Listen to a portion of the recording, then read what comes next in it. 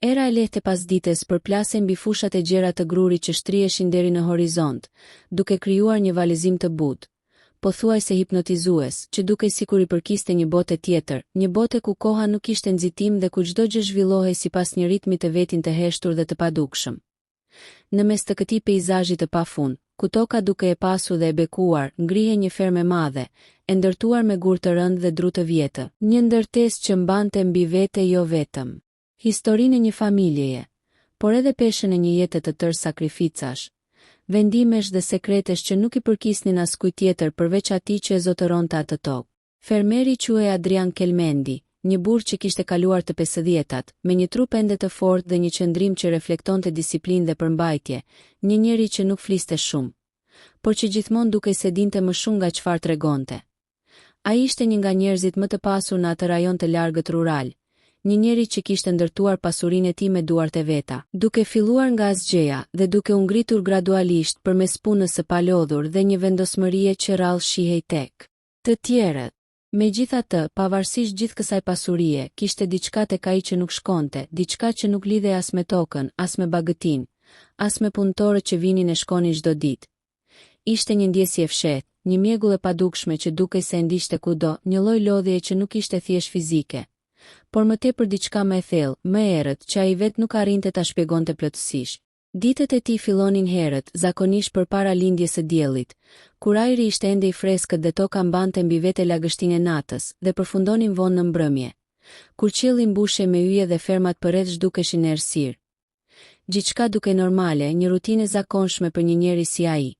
Por kohët e fundit, diçka kishte filluar të ndryshonte në mënyrë të padukshme dhe graduale. Ai kishte filluar të ndjente një lloj konfuzioni të lehtë, fillimisht të papërfillshëm, pastaj gjithnjë më të shpeshtë, sikur mendimet e tij nuk ishin më aq të qarta sa dikur, sikur diçka i rrëshiste nga duart pa e kuptuar. Ndonjëherë harronte gjëra të vogla, ndonjëherë humbiste përqendrimin për disa sekonda, dhe kishte raste kur ndjente një dobësi të çuditshme që e kapte papritur dhe largohej po aq papritur, duke e lënë pas me një ndjesi të rëndë në trup dhe një paqartësi në mendje. Në fillim ai e kishte justifikuar këtë me lodhjen, me stresin, me moshën që po avanconte pa mëshirë. Por ndërsa ditët kalonin, ai filloi të ndjente se kjo nuk ishte thjesht lodhje, se kishte diçka tjetër që fshihej pas kësaj gjendjeje, diçka që nuk i përkiste natyrës normale të trupit të tij. Gruaja e tij, Elira, ishte gjithmonë aty e qetë, e përmbajtur, një figurë që në pamje të parë dukej perfekte për jetën që ai kishte ndërtuar. Ajo kujdesej për shtëpinë, për ushqimin, për detajet e përditshme që ai nuk i vinte re, dhe në sytë e të tjerëve, ata përbënin një çift të qëndrueshëm, pothuajse të pandashëm, një shembull i një jete të rregull dhe të suksesshme. Por kishte momente shumë të rralla dhe të shkurtra, kur Adrian e shihte atë ndryshe, kur një lloj ndjenje pa shpjegueshme i kalonte nëpër trup, si një paralajmërim i heshtur që nuk vinte nga logjika, por nga instinkti. Ishte një ndjesi që zhdukej po aq shpejt sa vinte, duke lënë atë të dyshonte në vetveten. Një pasdite, ndërsa dielli po ulej ngadalë dhe hija e fermës zgjatej mbi tokë, Adrian po ecte përgjatë një rruge të ngushtë prej dheu që lite shtëpi me magazinat e drithit. Kur pa një vajzë të vogël që qëndronte pranë gardhit, e heshtur, e palëvizshme, sikur kishte qenë aty për një kohë të gjatë duke pritur diçka. Ajo nuk dukej si një nga fëmijët e punëtorëve, nuk kishte atë shkujdesjen e zakonshme, as atë zhurmën e pafajshme që zakonisht i shoqëronte. Përkundrazi, qëndrimi i saj ishte i qetë, pothuajse i pazakont për moshën që dukej se kishte, dhe sytë e saj ishin të fiksuar drejt për drejt tek ai, pa frikë, pa hezitim. Adrian ndaloi për një moment, më shumë nga kurioziteti se sa nga ndonjë arsye tjetër, dhe pa me kujdes, duke u përpjekur të kuptonte se kush ishte dhe çfarë kërkonte aty.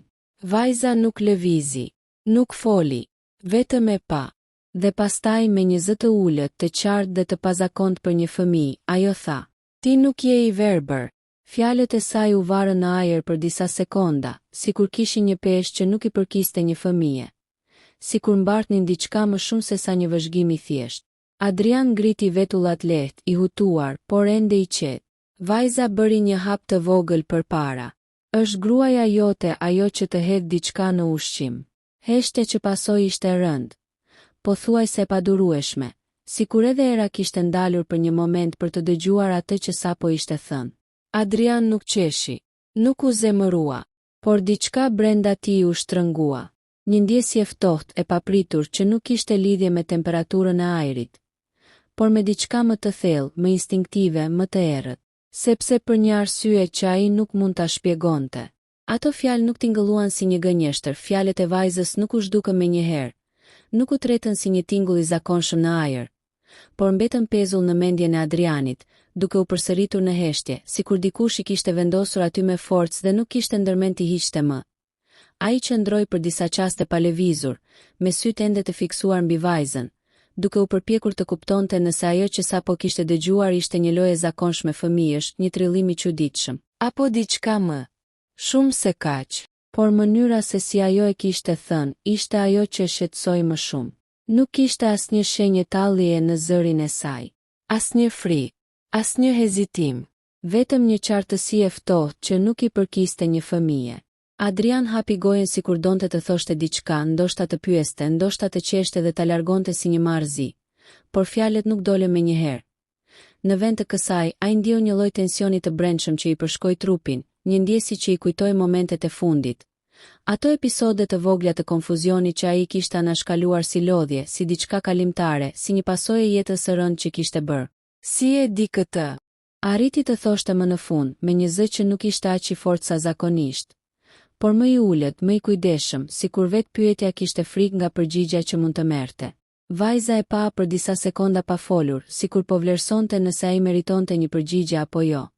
Dhe pastaj u lipa kokën, duke kaluar gishtat mbi telat e ftohtë të gardhi. Sepse ti fillon të ndihesh ndryshe pas ushqimit, tha ajo më në fund, me të njëjtën qetësi të pazakontë, dhe pastaj mendon se është lodhje, por nuk është. Adrian ndjeu një goditje të lehtë në kraharor, një lloj reagimi të menjëhershëm që nuk vinte nga logjika, por nga diçka më e thellë, më instinktive. Ajo që ajo po thoshte përputhej, në një mënyrë të frikshme. Ai nuk kishte folur me askënd për këto gjëra, as me mjek, as me punëtorët, as me Elirën, i kishte mbajtur për vete, duke i shtypur si diçka të parëndësishme. Dhe megjithatë, kjo vajzë po i përshkruante sikur i kishte parë me sytë e saj. Ti je një fëmijë, tha ai, këtë herë me një përpjekje për të rikthyer kontrollin, për të vendosur një kufi mes realitetit dhe absurdit.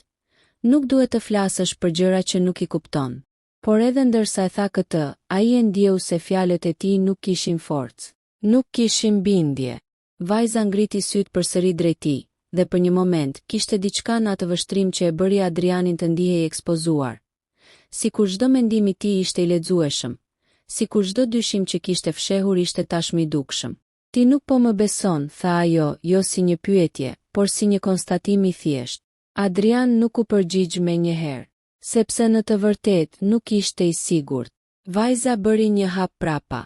Mos e ha darkën sonte, shtoi ajo, dhe këtë herë zëri i saj kishte një nuancë të lehtë urgjence, shumë të hollë, por të dallueshme, ose nëse ha shikoje mirë përpara. Dhe pa pritur përgjigje, ajo u kthye dhe filloi të largohej përgjatë rrugës së pluhurosur, duke u zhdukur gradualisht mes hijes së pemëve dhe dritës së zbehtë të mbrëmjes. Adrian mbeti aty, i vetëm, me një ndjesi që nuk e kishte përjetuar prej kohësh. Pa siguri, mbrëmja erdhi si zakonisht, e qetë dhe e parashikueshme, sikur asgjë pa zakont nuk kishte ndodhur gjatë ditës, sikur fjalët e vajzës nuk kishin ekzistuar kurrë. Brenda shtëpisë, drita e ngrohtë e llambave krijonte një atmosferë të qetë, pothuajse familjare, dhe aroma e ushqimit përhape ngadalë nëpër dhoma, një aromë e njohur e zakonshme, që zakonisht i sillte Adrianit një ndjesi rehatie. Por jo atë natë. Atë natë, gjithçka dukej ndryshe. Ai ul në tryez përballë Elirës, e cila po vendoste pjatat me të njëjtën qetësi dhe përpikmëri si gjithmonë. Pas një shenjë ndryshimi në sjelljen e saj. Pas një lëvizje që mund të tregonte diçka të fshehtë. Ke qenë vonë sot, tha ajo lehtë, pa e parë drejt për drejt, ndërsa rregullonte pecetat pranë pjatës së tij. Po, u përgjigja i shkurt, duke e mbajtur vështrimin mbi ushqimin. Pjata përpara tij duke e zakonshme. Mish i gatuar me kujdes, perime të freskëta, gjithçka në vendin e vet. Asgjë e çuditshme.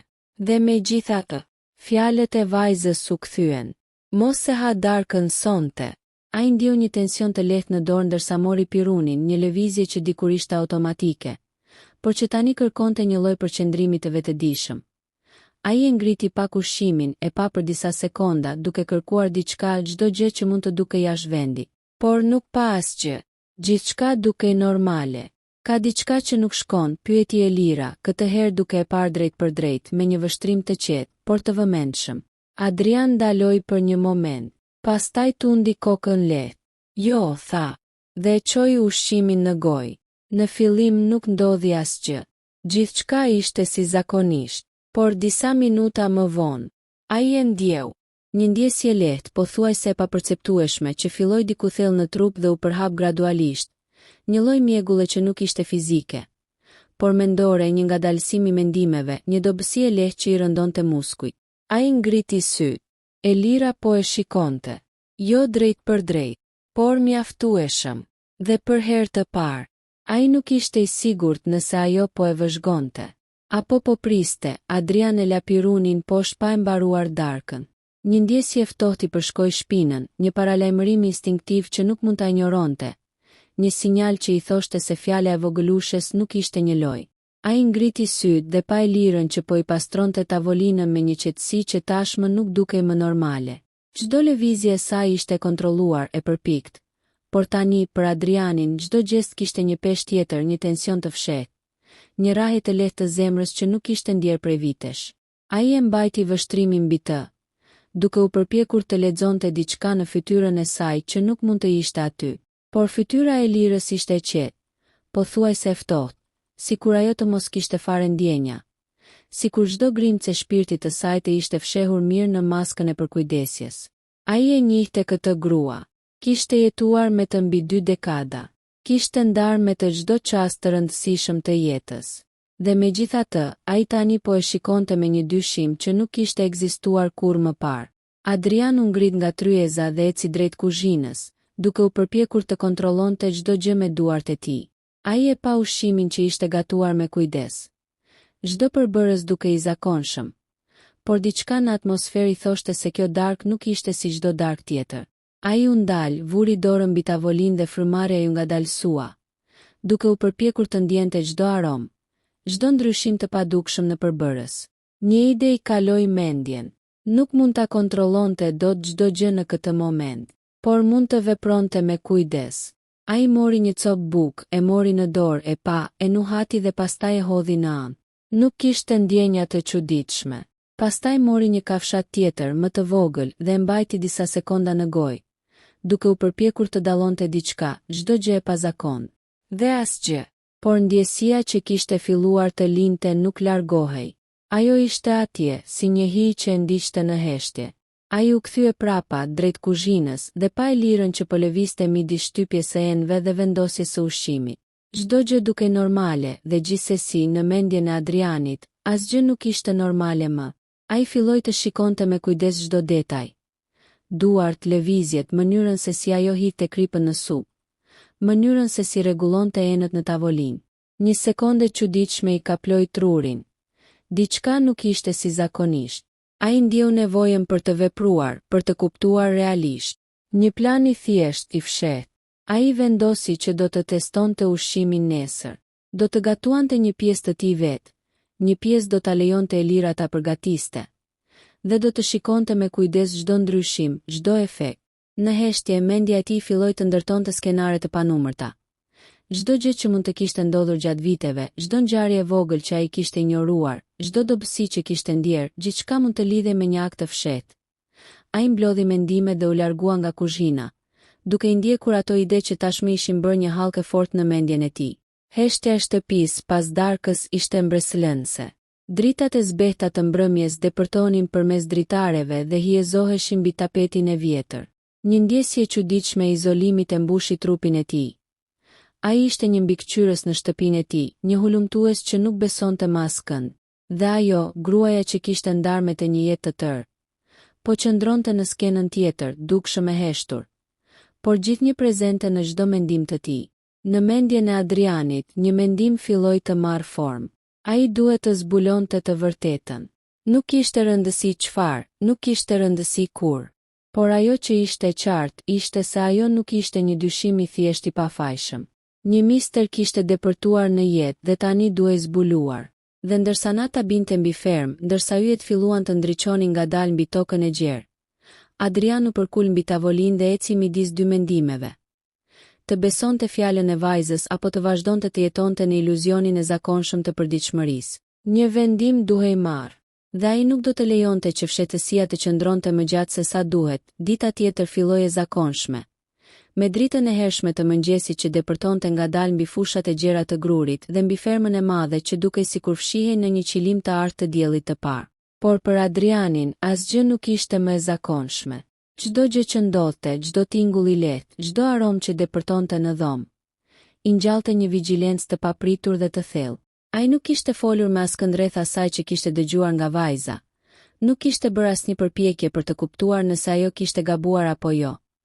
Mendja e tij ishte një rrëmujë e heshtur, një skicë e gjerë ku çdo detaj merrte rëndësi dhe ku çdo lëvizje e lirës do të shërbente si një tregues i mundshëm. Ai e kishte vendosur planin në kokë. Do të gatuante vetë pjesën e darkës, por do të lejonte e lirën të përgatiste një pjesë tjetër. Dhe më pas do të testonte me kujdes çdo ndryshim, çdo efekt të fshehtë që mund të shfaqej.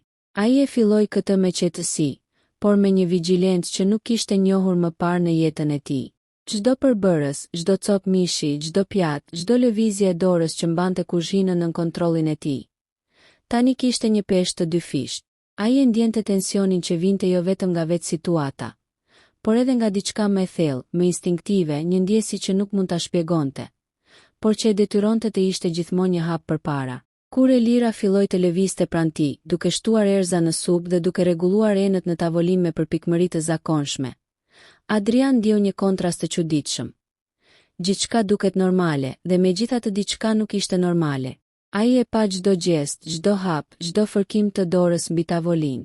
Çdo detaj ishte një tregues i mundshëm. Një lloj kode që mund të zbulohej vetëm nëse do të ishte i vëmendshëm deri në ekstrem. Kur ushqimi u vendos në tavolinë, Adrian mori një frymë të thellë dhe u përqendrua në pjesën që kishte përgatitur vetë. Hapi i parë ishte të hante një kafshat të vogël, të ndjente çdo aromë, çdo shije, çdo ndryshim të papritur në trupin e tij. Asgjë, gjithçka normale. Pastaj mori një kafshat nga pjatë tjetër, ajo që Elira kishte përgatitur. Një ndjesje e lehtë i kaploi stomakun. Një ngadalësim, një lodhje e papritur që nuk ishte normale. E ndjer me një herë pas disa qastesh. Adrian ngriti syt dhe pa Elirën që po e shikonte nga qoshet e syve të saj. Me një qetësi të çuditshme, pothuajse të frikshme. Ajo nuk foli, nuk buzëqeshi, nuk tregoi asgjë. Thjesht ishte aty, pranë tij, duke lënë të kuptonte që ajo e dinte se ai kishte kuptuar. Dhe për Adrianin, kjo ishte më e frikshme se çdo gjë tjetër. Njohja e fshehtë, një siguri e padukshme që e shtrëngoi më shumë se çdo rrahje e zemrës. Ai e kuptoi atë që duhej bërë. Nuk mjaftonte të shikonte, të ndjente ose të dyshonte. Duhej të kishte prova. Duhej të zbulohej diçka që nuk mund të mohohej. Ai e filloi një plan të heshtur dhe të kujdesshëm. Do të vendoste kamera të fshehta në kuzhinë, do të mbikëqyrte çdo lëvizje, çdo përbërës, çdo moment kur ajo kishte kontakt me ushqimin e tij. Çdo gjë duhej regjistruar, çdo veprim duhej dokumentuar. Por ndërsa ai planifikonte në mendjen e tij, një ndjenjë e çuditshme filloi të depërtonte. Vajza e vogël, ajo që i kishte dhënë paralajmërimin e parë, nuk ishte thjesht një fëmijë që shihte diçka që të rriturit nuk mund ta shihnin. Ajo ishte një lloj paralajmërimi i gjallë, një mesazhi që nuk mund të injorohej. Dhe Adrian e ndjente se çdo gjë që do të bënte tani, çdo lëvizje do të kishte pasojë jo vetëm për të, por për të gjithë ata që rrotulloheshin rreth këtij misteri të fshehtë. Në këtë moment, ai e kuptoi se ishte vetëm fillimi një loje të rrezikshme. Një loje ku çdo hap, çdo vendim, çdo dyshim mund të çonte në zbulime që ai nuk ishte i sigurt se mund t'i përballonte. Dhe ndërsa nata filloi të zëvendësonte dritën e pasdites, Adrian ul prap në tryez me ushqimin e tij të paprekur, duke ndjer tensionin e fshehtë që mbante fermën dhe jetën e tij nën hijen e një sekreti që sapo kishte filluar të shfaqej. Adrian kaloi ditët në heshtje të thellë, duke vëzhguar çdo gjë rreth tij me një sy që tashmë nuk i përkiste një burri të zakonshëm. Ai nuk foli me askënd. Punëtorët vazhdonin rutinën e tyre, bagëtia ende e paqt, dhe toka e gjerë që shtrihesh deri në horizont duke e heshtur dhe e qetë, sikur asgjë nuk po ndodhte. Por brenda fermës, brenda mureve të shtëpisë, një stuhje e fshehtë po përhapej. Ai kishte vendosur kamera të fshehta në kuzhinë, kishte regjistruar çdo lëvizje, çdo përbërës që Elira prekte, çdo grimc erze që binte mbi ushqim. dhe çdo frymëmarrje të saj që mund të zbuloj diçka më shumë se sa duket në dukje. Një pasdite, ndërsa dielli binte drejt perëndimit dhe drita e tij ngjyrë ari mbulonte tokën, Adrian pa skenën që nuk kishte pritur kur të shihte. Në ekranin e monitorit, Elira po përgatiste ushqimin si gjithmonë, por atë që ai pa më pas se tronditi deri në thelb. Me kujdes të jashtëzakonshëm, ajo hoqi nga një raf i fshehtë një shishe të vogël me një lëng të errët dhe hidhte me shumë saktësi brenda supës së tij.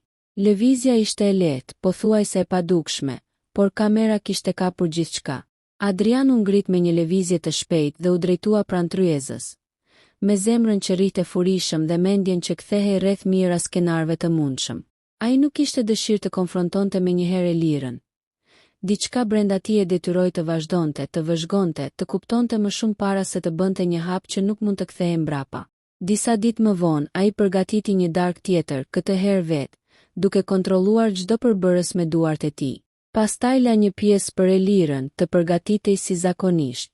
Kur ajo afrohej, Adrian e pa nga monitori i fshehtë. Një grimce vogël e lëngut të errët përsëri ra në supën e tij, me kujdes, me tak që tregonte përvojë, jo për plasjen e rastësisë. Ai nuk u shokua më, gjithçka kishte kuptim tani. Ai e kishte kuptuar gjithçka. Gratë e pasura, të fuqishme dhe të qetë, mund të fshehin gjëra që askush nuk i imagjinon. Fakti që Elira kishte vepruar në mënyrë të heshtur, duke përdorur fshehtësinë dhe rutinën e përditshme, tregonte jo vetëm për guximin e saj, por edhe për një vendosmëri të pazakontë. Ajo kishte planifikuar gjithçka gjatë viteve, dhe vetëm një sinjal i vogël, një paralajmërim i thjesht nga vajza e vogël, kishte ndezur zinxhirin e zbulesës. Në momentin kur Adrian vendosi të përballej me të, sytë e tij takuan ata të Elirës, dhe heshtja e dhomës u bë pothuajse e padurueshme. Nuk kishte nevojë për fjalë. Një vetëdije e çuditshme e përbashkët, mbushur me frikë, nervozizëm dhe kuptim, mbushte ajrin. Ai u ngrit dhe tha vetëm një fjalë. Pse? Elira e pa me një qetësi të tillë, sikur të kishte pritur momentin e konfrontimit për shumë vite. Ajo nuk u tremb, nuk u ul, nuk u nxe. Vetëm e qetë. Dhe pastaj në mënyrë të thjeshtë tha, sepse ti nuk doje të shihje të vërtetën. Në atë çast, Adrian e kuptoi se fshehtësia nuk kishte qenë vetëm për të dëm, por një mënyrë për të mbrojtur diçka që vetëm ajo e dinte. Një sekret që lidhe me të kaluarën, me veprime të fshehta, me zgjedhje të dhimbshme dhe të çuditshme, që vetëm ajo kishte mundur t'i menaxhonte. Ai kuptoi se fshehtësia kishte ekzistuar gjithmonë, por paralajmërimi i vogëlushes kishte qenë ajo dritë e çuditshme që i tregoi rrugën drejt së vërtetës. Adrian nuk u zemërua. Ai nuk qeshi, vetëm u ul, duke ndjer një peshë që largohej ngadalë, dhe kuptoi se jo gjithçka që duket normale është e zakonshme, dhe jo çdo fshehtësi është e keqe. Një ditë, dikush i vogël e kishte paralajmëruar, dhe ajo ditë ndryshoi gjithçka. Një sekret i fshehtë kishte dalë në dritë, një histori e gjatë e ndërlikuar, por tani e qartë. Dhe Adrian kuptoi se ndonjëherë fëmijët shohin më shumë se të rriturit, sepse ata nuk kanë frikë të shohin atë që të tjerët përpiqen ta fshehin.